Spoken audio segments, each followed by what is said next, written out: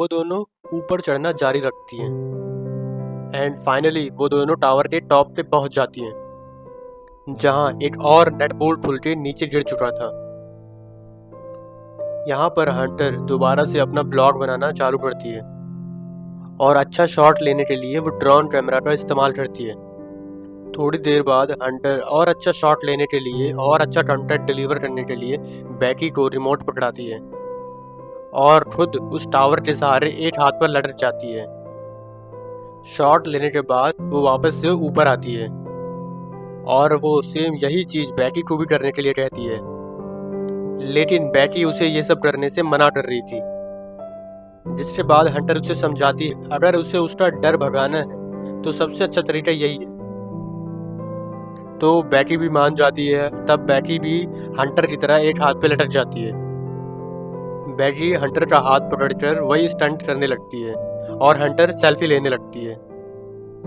इसके बाद बैकी वापस से ऊपर आ जाती है।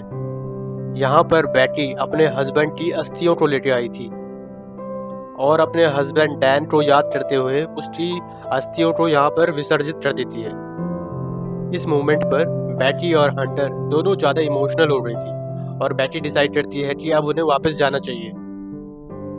इसलिए वो अपनी सेफ्टी वायर्स को खुद से कनेक्ट करती है। बैकी नीचे उतरना शुरू कर देती है और जैसे वो पहला कदम रखती है तो सीढ़ी टूट जाती है। जैसे कि पहले दिखाया था, नेट बोर्ड सारे खुल रहे थे जिसकी वजह से सीढ़ी टूट जाती है। तो सीढ़ी के साथ साथ बैकी भी नीचे गिरने लगती है, पर हंटर किसी तरह बैकी को बचा लेती है, ऊपर खींच लेती है। यहाँ पर बैकी मौत के मुंह से बचकर आई थी, जिसकी वजह से वो जोर जोर से डर के मारे रोने लगती है और अचानक से दोनों हंसने लगती हैं। और जब थोड़ी देर बाद वो नीचे देखती हैं तो पता चलता है कि नीचे उतरने का कोई रास्ता ही नहीं है, कोई सीढ़ी नहीं है अब तो दोनों बहुत ज्यादा परेशान हो जाती हैं। दोनों अपने अपने फोन को चेक करती हैं, पर दोनों के फोन में कोई भी नेटवर्क नहीं था और उनका बैग भी टावर डिश पर नीचे गिर चुका था, जिस पे उसका सारा खाना पीने का सामान उसी बैग में था। और वहां टावर पर उन्हें एक इमरजेंसी बॉक्स दिखता है, जिसे खोलने पर उन्हें एक दूरबीन और एक फ्लेयर गन मिलती है। और ये दोनों चीजें उनके किसी काम की नहीं थी। और ये सब देखकर बैकी हंटर पर भड़क जाती है और हंटर बैकी को शांत करने की कोशिश करती है। वो कहती है कि हो सकता है सीढ़ियों की आवाज सुनकर कोई हमारी तरफ मदद करने की कोशिश करे। हंटर कहती है कि अब उन्हें बस किसी के आने का इंतजार करना होगा। तभी हंटर नोटिस करती है कि पिछली बार सीढ़ी के गिरने की वजह से बैकी के पैर में चोट लगी थी। उस चोट से बहुत ज्यादा ब्लड बाहर आ रहा था। हंटर बैकी की चोट पर अपनी शर्ट बांध देती है। कुछ समय बाद बैकी हंटर से पूछती है कि तुमने ब्लॉगिंग क्यों शुरू की, और हंटर गलती से डैन का नाम ले लेती है, जिसकी वजह से बैकी के मन में हंटर के प्रति शक बैठ जाता है। कुछ देर बाद हंटर अपना फोन चेक करती है, जिस पे उसने सोशल साइट पर अपनी एक मरे हुए जानवर का फोटो अपलोड किया था, जिससे उन्हें एक आइडिया आता है कि वो फोन पर एक टेक्स्ट मैसेज, एक हेल्प मैसेज टाइप करेंगे और रस्सी से सहारे नीचे लटका देंगे, जिससे अगर किसी को भी वो मैसेज जाए तो वो हमारी हेल्प करने के लिए उनको पता चल जाए कि हम यहाँ पे फंसे हुए हैं। और वो रस्सी से बांधकर फोन को लटका देते हैं, ये सोचकर कि नीचे जाने पर फोन पे सिग्नल आ जाए। हालांकि उनकी ये कोशिश नाकामयाब हो जाती है। उसके बाद उन्हें लगता है कि जरूर जमीन पर तो नेटवर्क हो गई। उसके बाद वो उस फोन को जूते में डालकर उसके चारों ओर अपनी जुराबें फंसाकर उस फोन को नीचे डाल देती है, यानी कि उस जूते को जिसमें फोन था उसको नीचे डाल देती है। तभी टावर पे अचानक से बैकी का ध्यान हंटर के दूसरे पैर पर जाता है, जहां 143 का टैटू बना हुआ था, जिसे देखकर उसे याद आता है कि उसका हस्बैंड डैन उसे आई लव यू कहने के लिए 143 कोड का इस्तेमाल करता था। लेकिन बैकी इस चीज को भी इग्नोर करने की कोशिश करती है और टावर से नीचे कैसे उतरना है इस बारे में सोचने लगती है। थोड़ी देर बाद उन्हें दूरबीन से टावर के पास से गुजरता हुआ एक आदमी और उसका डॉग दिखाई देता है और बैकी उस आदमी से मदद के लिए चिल्लाने लगती है। लेकिन इतनी ऊंचाई होने के कारण उनकी आवाज नीचे तक जाती नहीं और वहाँ हम देखते हैं कि हंटर ने जो फोन नीचे डाला था जूते पे बांध के, वो पूरी तरह से टूट चुका था। तो हंटर का ये प्लान भी फेल हो चुका था और वो आदमी भी वहां से जाने लगता है। तभी बैटी अपने दोनों जूते उतार के उस आदमी की ओर फेंकती है ताकि उस आदमी का ध्यान हमारी तरफ आ जाए, पर वो आदमी बिना पीछे देखे आगे बढ़ता चला जाता है। वो आदमी ये सब नोटिस नहीं कर पाता क्योंकि वो कॉल पर बात कर रहा था किसी के साथ। तभी बैटी फ्लेयर गन चलाने लगती है, पर हंटर उसे मना कर देती है कि अभी दिन का समय है, कोई नोटिस नहीं कर पाएगा। इसी दौरान वो दोनों दो और आदमियों को वहां पर नोटिस करती हैं। वो दोनों वहां पर पार्टी करने के लिए आए थे। उन दोनों को देखकर वो दोनों डिसाइड करती हैं कि थोड़ा अंधेरा होने पर वो इस फ्लेयर गन का इस्तेमाल करेंगे, जिससे वो दोनों लोग उसे नोटिस कर सकें और उसकी मदद करने के लिए आ पाएं। थोड़ी देर बाद रात हो जाती है और बैटी फ्लेयर गन का इस्तेमाल करती है, जिससे वो दोनों आदमी उसे देख लेते हैं। उसके बाद बैटी अपना हाथ हिलाते हुए जोर जोर से चिल्लाकर उनसे मदद मांगने की कोशिश करती है। उसके बाद दोनों दूरबीन से देखकर नोटिस करती हैं कि दोनों आदमी उसकी कार के पास जा रहे थे। ये सब देखकर दोनों खुश हो जाते हैं, पर थोड़ी देर बाद देखते हैं कि वो दोनों आदमी उनकी मदद करने की बजाय उनकी कार चुराकर वहां से भाग जाते हैं, जिसे देखकर दोनों काफी ज्यादा दुखी हो गई थी और अब जल्दी से उन्हें कोई आइडिया भी समझ में नहीं आ रहा था क्या करना चाहिए। और यहाँ पर बैटी हंटर से उसके टैटू के बारे में पूछ ही लेती है जो पैर पे बना हुआ था 143। बैटी उसके बारे में पूछ लेती है, जहाँ हंटर ये रिवील करती है कि उसका अफेयर उसके हस्बैंड के साथ था और 6 महीने तक था, और अपनी गलती की माफी मांगती है। हंटर बताती है कि डैन उसे अच्छा लगता था और वो डैन से प्यार भी करती थी, लेकिन डैन बैटी से ज्यादा प्यार करता था, इसीलिए उसने डैन से जल्दी ब्रेकअप कर लिया था। बैटी ये सब सुन के बहुत ज़्यादा डिसअपॉइंट हो जाती है कि उसकी बेस्ट फ्रेंड का अफेयर उसके हस्बैंड के साथ था। उसका हस्बैंड और उसका बेस्ट फ्रेंड दोनों ही उसके साथ चीट कर रहे थे। अगले दिन बैटी अपना फ़ोन चेक करती है और वो नोटिस करती है कि उस टावर पे चढ़े उन्हें 24 घंटे हो गए हैं।